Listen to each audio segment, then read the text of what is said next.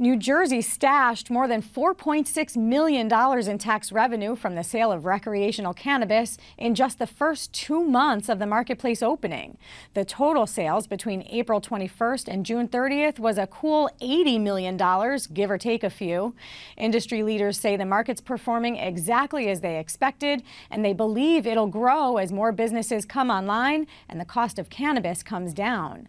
But getting more people of color into the marketplace remains both a goal and a challenge. One program in Jersey City is providing training to teach Black, Indigenous, and people of color critical technical skills to succeed in the cannabis market.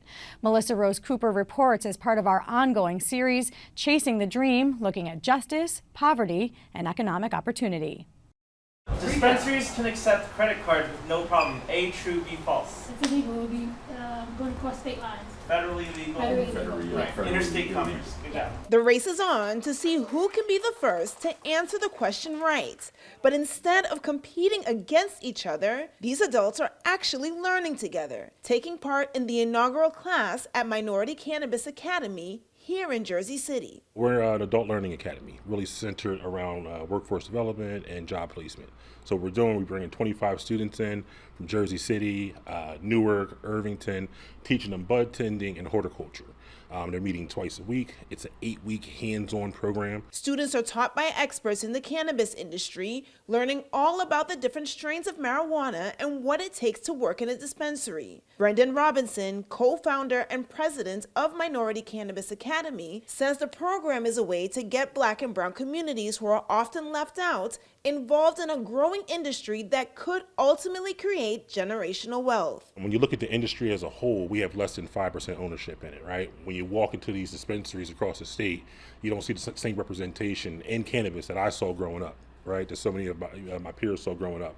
And when we've suffered, when you look at the war on drugs, the way we have over the last 60, 70 years, you got to go back and understand that this, coming to New Jersey, being legal, it's our duty to make sure our people are involved in it. And I want to be able to come back to their future classes to basically give a testimony. Siobhan Boyd has dreams of owning a dispensary one day.